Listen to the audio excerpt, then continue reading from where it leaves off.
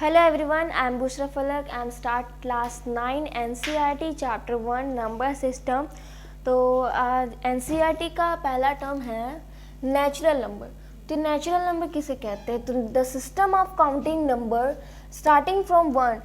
ऐसा सिस्टम होता है, मतलब काउंटिंग नंबर का ऐसा सिस्टम जो 1 से स्टार्ट होता हो उसे नेचुरल नंबर कहते हैं. फॉर एग्जाम्पल यहाँ पे 1, 2, 3, 4 जितने भी नंबर आएंगे सब नेचुरल नंबर होंगे. ठीक है. तो अब दूसरा टर्म है whole number. The natural numbers along with zero. तो नेचुरल नंबर के साथ में अगर ज़ीरो आएगा तो वो होल नंबर होगा. तो देखिए यहाँ पे एग्जांपल में 0, 1, 2, 3, 4 एंड जितने भी सारे नंबर आएंगे, यहाँ से 1 से 2, 3, 4, 5 जितने भी नंबर आएंगे वो तो नेचुरल नंबर होंगे. लेकिन यहाँ पे साथ में ज़ीरो आ रहा है, यहाँ साथ में ज़ीरो आ रहा है, तो ये एक होल नंबर होगा. ठीक है. अब तीसरा है integer. Integer the collection of whole numbers along with negative natural number. मतलब ऐसा कलेक्शन जो होल नंबर के साथ नेगेटिव नेचुरल नंबर भी हो उसे इंटीजर कहते हैं. फॉर एग्जांपल यहाँ पे यहाँ ज़ीरो बीच में, ये जो पॉजिटिव नेचुरल नंबर है और ये नेगेटिव नेचुरल नंबर है तो दोनों के बीच में ज़ीरो रहेगा. तो ज़ीरो के राइट साइड में पॉजिटिव नेचुरल नंबर होगा, मतलब ज़ीरो से इतना तक ये होल नंबर हो गया और इधर नेगेटिव नेचुरल नंबर हो गया. ठीक है. तो इसे मैंने लंबा लाइन पर आपको शो करके बताया है. तो अब है ये रैशनल नंबर. ठीक है. तो रैशनल नंबर, तो अब रैशनल नंबर कैसे कहते हैं? Any number that can be expressed in the form of p by q and p and q are integer and q not equals to zero. इसका मतलब ये है कि कोई भी नंबर p by q के फॉर्म में होना चाहिए. पहला कंडीशन ये है कि वो नंबर p by q के फॉर्म में होना चाहिए, यानी कि फ्रैक्शन में होना चाहिए. ठीक है. अब दूसरा कंडीशन ये है कि p और q दोनों इंटीजर होना चाहिए. p और q क्या होना चाहिए? इंटीजर होना चाहिए. ठीक है. अब तीसरा कंडीशन ये है कि q जो है वो ज़ीरो के इक्वल नहीं होना चाहिए. ज़ीरो के इक्वल कहने का मतलब क्या है कि फॉर एग्जांपल हम लोग यहाँ पे लिखते हैं 2/0. तो ये q जो है ये p, ऊपर वाला p और नीचे वाला q.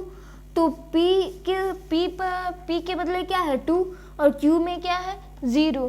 तो यहाँ पे ज़ीरो नहीं होना चाहिए. p जो होता है वो, मतलब q जो होता है वो ज़ीरो नहीं होना चाहिए, मतलब डिनोमिनेटर में ज़ीरो नहीं होना चाहिए. ठीक है. तो न्यूमरेटर में ज़ीरो होगा तो चलेगा, लेकिन डिनोमिनेटर में ज़ीरो नहीं होना चाहिए.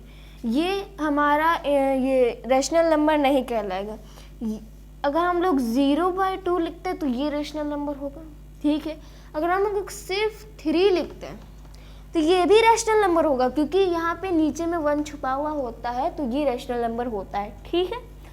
और एग्जाम्पल्स तो हमने देख लिया कि ये सब एग्जाम्पल्स है.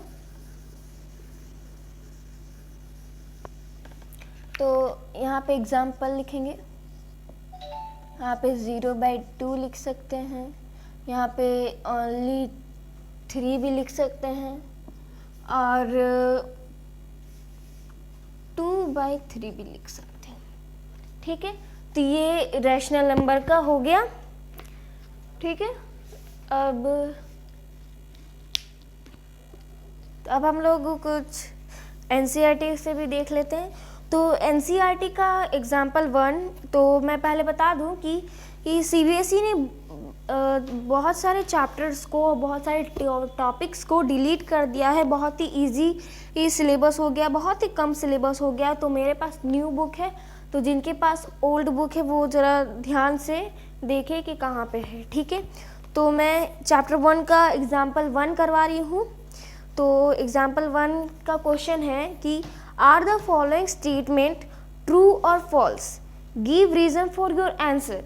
मतलब इसमें 3 ठो स्टेटमेंट दिया गया है, बताना है कि ये ट्रू है कि फॉल्स है. और ट्रू है तो क्यों ट्रू है, रीज़न भी देना है. अगर फॉल्स है तो क्यों फॉल्स है. ठीक है.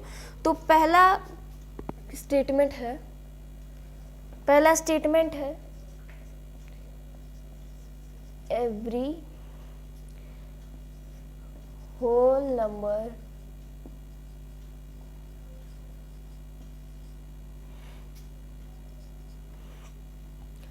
is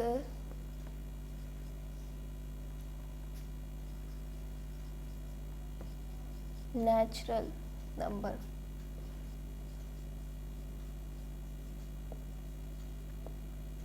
ठीक है, तो पहला स्टेटमेंट ये है कि every whole number is a natural number. अब एवरी होल नंबर का मतलब क्या है? एवरी होल नंबर का मतलब क्या है? Including zero. होल नंबर का डिफिनेशन क्या देखे थे? जो ऐसा कलेक्शन, मतलब ऐसा कलेक्शन जो नेचुरल नंबर भी हो और ज़ीरो भी हो, ज़ीरो के साथ में नेचुरल नंबर हो, मतलब दोनों का कलेक्शन. तो नेचुरल नंबर कैसे हो सकता? देखिए यहाँ पे whole number, every whole number, statement ठीक से देखिए कि every whole number is a natural number. Every whole number कैसे हो सकता है? एवरी होल नंबर में तो ज़ीरो आता है. नेचुरल नंबर में तो सिर्फ 1 2 3 4 सिर्फ काउंटिंग नंबर ही आता है, ज़ीरो नहीं आता, जो 1 से स्टार्ट होता है नेचुरल नंबर. तो होल नंबर वो कैसे हो सकता है? तो ये स्टेटमेंट फॉल्स होगा. तो ये स्टेटमेंट जो होगा वो फॉल्स होगा. ठीक है, अब फॉल्स क्यों होगा वो आपके बुक में भी लिखा है कि क्योंकि ज़ीरो जो है वो होल नंबर है, वो नेचुरल नंबर नहीं है. ठीक है, ज़ीरो यहाँ पे लिख लेंगे, because zero is a whole number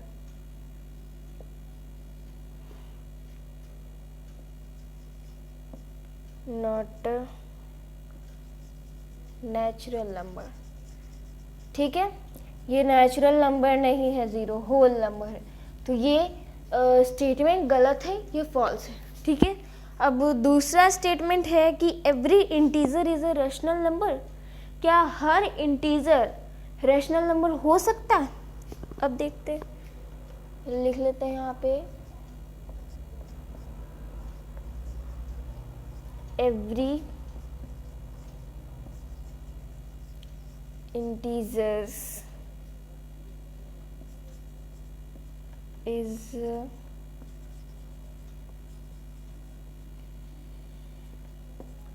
rational number. अब ये क्वेश्चन क्या बोल रहा है कि every integer is a rational number. अब ये बताओ आप लोग, ये ट्रू है कि फॉल्स है? ये ऑफ कोर्स ट्रू है, क्योंकि एवरी इंटीजर, हर एक इंटीजर की बात हो रही है. मतलब इंटीजर में क्या आता है? -2 भी आता है. तो ओनली -2 लिखेंगे तो आप बोलोगे कि ये तो रैशनल नंबर है ही नहीं, क्योंकि रैशनल नंबर में p/q के मतलब फ्रैक्शन के फॉर्म में होना चाहिए था. लेकिन यहाँ पे 1 तो ऑब्वियसली छुपा हुआ है, यहाँ पे 1 नहीं दिखता, इसलिए हम लोग नीचे में डायरेक्टली 2 नीचे में 1 नहीं लिखते हैं. ठीक है, तो ये जो है वो रैशनल नंबर हो गया. तो ये स्टेटमेंट क्या हो गया? ये हो गया ट्रू. अगर आप बोलोगे कि ज़ीरो तो ज़ीरो तो ये न्यूमरेटर में है ना, डिनोमिनेटर में तो नहीं है, डिनोमिनेटर में तो 1 है. ठीक है, तो ये हो गया रैशनल नंबर. ठीक है, तो इसमें लिख देंगे ट्रू बिकॉज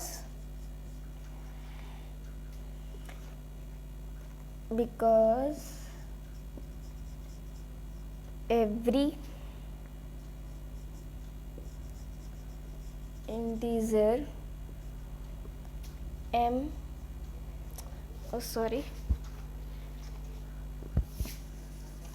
इसको भी मिटा देती हूँ.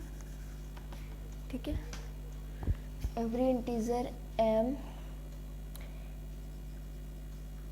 can be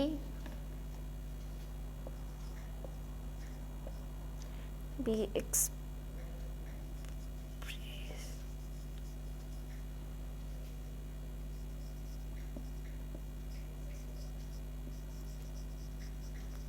in the form m/1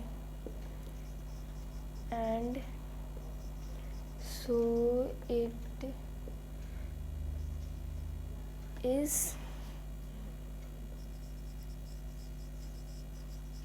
rational number. ठीक है, शॉर्ट में लिख दिया नंबर को, ये रैशनल नंबर होगा because every integer m can be expressed in the form of m by 1 and so it is rational number. क्यों? क्योंकि कोई भी नंबर है एक m, वैसे ही हम बताए थे कि कोई एक नंबर है 2, तो 2 ओनली 2 लिखेंगे तो भी काम चलेगा क्योंकि नीचे में 1 होता है। ठीक है, अगर इस तरह नहीं तो 0 का भी एग्जांपल बता दिए कि 0 भी तो एक हो गया रैशनल नंबर। ठीक है, तो ये क्वेश्चन में आई होप किसी को डाउट नहीं होगा। तो तीसरा क्वेश्चन है, every rational number is an integer. क्या हर रैशनल नंबर इंटीजर हो सकता है? चलिए देखते हैं।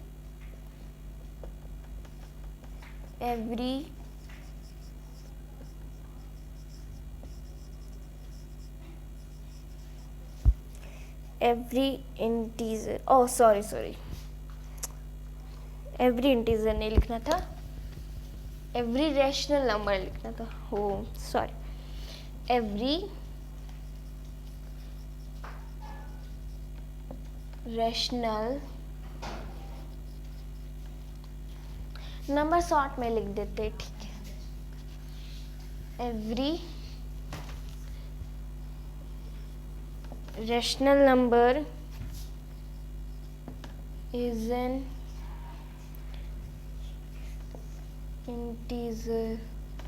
ठीक है, तो ये क्वेश्चन बोल रहा है कि एवरी रैशनल नंबर जो है वो इंटीजर होता है। क्या ये स्टेटमेंट ट्रू है? बिल्कुल नहीं, ये स्टेटमेंट ट्रू नहीं है, ये स्टेटमेंट फॉल्स है क्योंकि हर रैशनल नंबर में क्या आता है? रैशनल नंबर में आता है 2/3। तो 2/3 इंटीजर होगा? बिल्कुल नहीं होगा क्योंकि इंटीजर में क्या आते हैं? देखिए इंटीजर में तो सिर्फ 1 2 3 -1 -2 -3, तो इसमें कहाँ आया 2/3? फ्रैक्शन के फॉर्म में तो इंटीजर में आता ही नहीं है, इसलिए ये ट्रू नहीं है, ये फॉल्स है। ठीक है, तो ये स्टेटमेंट फॉल्स हो गया क्योंकि ये एवरी रैशनल नंबर इंटीजर नहीं हो सकता। हाँ, इंटीजर रैशनल नंबर हो सकता है। ठीक है, तो यहाँ पे आंसर में लिख देंगे फॉल्स बिकॉज यहाँ पे 2/3 इज नॉट इंटीजर। ठीक है, बुक में दूसरा नंबर दिया है ये, तो हम दूसरा नंबर कोई भी आप नंबर लिख सकते हैं। ठीक है, तो ये इंटीजर नहीं होता। ठीक है, तो एग्जाम्पल 1 हो गया, अब है एग्जाम्पल 2। तो एग्जाम्पल 2 के लिए हमको पूरा रफ करना पड़ेगा। एग्जाम्पल 2, ठीक है,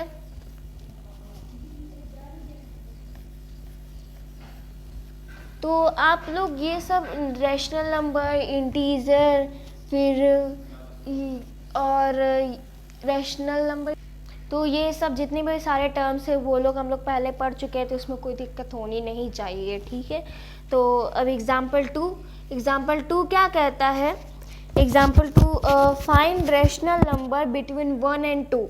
1 और 2 के बीच में रैशनल नंबर फाइंड करना, वो कैसे करेंगे? आपके एनसीईआरटी बुक में बहुत ही ब्रीफ में दे दिया है, बहुत ही अलग टाइप का है, तो मैं आपको एकदम शॉर्ट बताऊंगी। ठीक है, शॉर्ट से ईजिली बताऊंगी क्योंकि आपको जल्दी अच्छा से फाइंड हो जाए। ठीक है, पहले क्वेश्चन लिख लेते हैं। Find 5 rational number. I hope आप लोगों को दिख रहा होगा, मैं बहुत छोटा। ठीक है,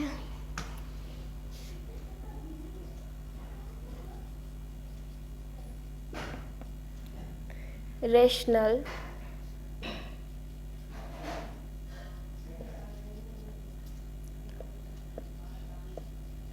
बिटवीन 1 and 2। ठीक है, हम लोगों को फाइंड करना है 5 रैशनल नंबर 1 और 2 के बीच में। तो कैसे फाइंड करेंगे, देखो हम लोग को 5 रैशनल नंबर फाइंड करना है। ठीक है, तो पहले हम लोग सॉल्यूशन लिख देते हैं। तो पहले हम लोग यहाँ पे 1 लिख लेते हैं और इस तरफ 2 लिख देते हैं। ठीक है, 1 लिख दी और 2 लिख दी। पहला काम एक साइड 1 लिखना और एक साइड 2 लिखना। उसके बाद फिर यहाँ पे क्या पूछा कि 5 रैशनल नंबर पूछा, 5 रैशनल नंबर पूछा। तो 5 से आगे क्या होता है 6। तो हम लोग ऊपर में भी 6 से मल्टीप्लाई कर देंगे और नीचे में भी 6 से मल्टीप्लाई कर देंगे, दोनों को 6। ठीक है, अगर यहाँ पे 5 नहीं पूछता, 4 पूछता तो हम लोग 5 करते। अगर यहाँ पे 2 पूछता तो हम लोग 3 करते। ठीक है, तो यहाँ पे 6 लिख, तो ऊपर में 6 नीचे में 6, 12 और 6। ठीक है, तो ये कैंसिल भी कर सकते हैं। कैंसिल होने पर ये तो पूरा कट हो जाएगा, तो ये 1 आएगा और ये तो पूरा कट हो जाएगा, ये 2 आ जाएगा, 2 आ जाएगा। ठीक है, तो हम लोगों को ये सब कट करने से 1 और 2 मिल रहा है। ठीक है, तो अब हम लोग क्या करेंगे, इसको कट नहीं करना है, सिर्फ आपको समझाने के लिए मैं ऐसा कट करके बता दी। ठीक है, तो कट नहीं करना है आप लोगों को।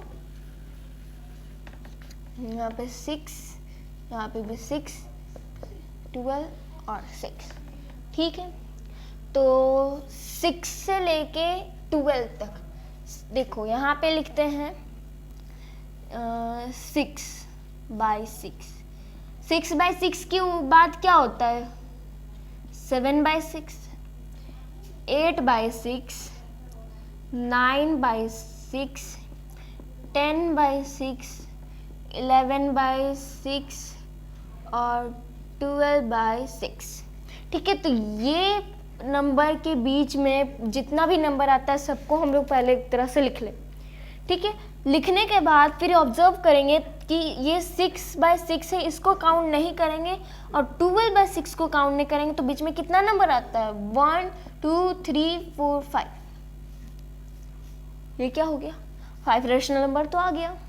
ये हो गया 5 रैशनल नंबर। आपके एनसीईआरटी बुक में थोड़ा बहुत स्टेप बाय स्टेप करके दिखाया, लेकिन मैं इसको बहुत इजीली कर दी। तो ये बस आपको समझाने के लिए था, अच्छे से मैं लिख के बता देती हूँ। ये मैं सिर्फ समझा रही थी, वो जस्ट लिख के बता देती हूँ कि कैसे लिखना है। ठीक है, तो पहले लिखेंगे, तो पहले 1 ही ले लें। पहले यहाँ पे 1 ले लेंगे, सॉरी यहाँ पे पहले 1 और इस साइड इसको 1 को 6 से इंटू करेंगे और नीचे डिवाइड कर देंगे 6 से। इसको 2 को 2 से इंटू करेंगे 6 में और नीचे करेंगे डिवाइड। यहाँ पे 2 वाला आ जाएगा, 6 आ जाएगा, यहाँ पे 6/6। ठीक है, फिर यहाँ पे लिखेंगे therefore 5 रैशनल नंबर्स आर।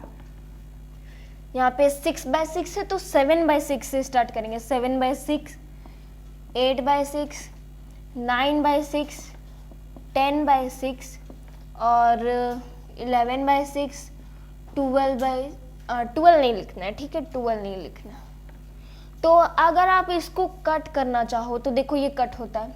ये 2 का टेबल में 3 बार में, ये 4 बार, ये कट हो गया। अब ये भी कट हो सकता है 3 2, ये भी कट हो सकता है ये 3 5। ठीक है, तो आप इस तरह भी लिख सकते हैं 7/6, 4/3, 3/2, 5/3 और 11/6। आप ऐसे नहीं कर सकते कि यहाँ पे 3/2 छोटा है तो इसको इधर ले आएंगे, नहीं, इसको ऑर्डर पे में वैसे का वैसा ही लिखना है। आप इस तरह कैंसिल कर भी सकते हैं, ये भी सही होगा और ये भी सही होगा कि नहीं कैंसिल करेंगे तब भी चलेगा, कैंसिल करेंगे तब भी चलेगा। ठीक है, तो आज के लिए यहीं तक। तो नेक्स्ट वीडियो में मैं एक्सरसाइज 1.1 स्टार्ट करूँगी। ठीक है, थैंक यू। अगर आपको हमारा वीडियो अच्छा लगा तो आप हमारे चैनल को सब्सक्राइब कीजिए, लाइक कीजिए और शेयर करना ना भूलिए।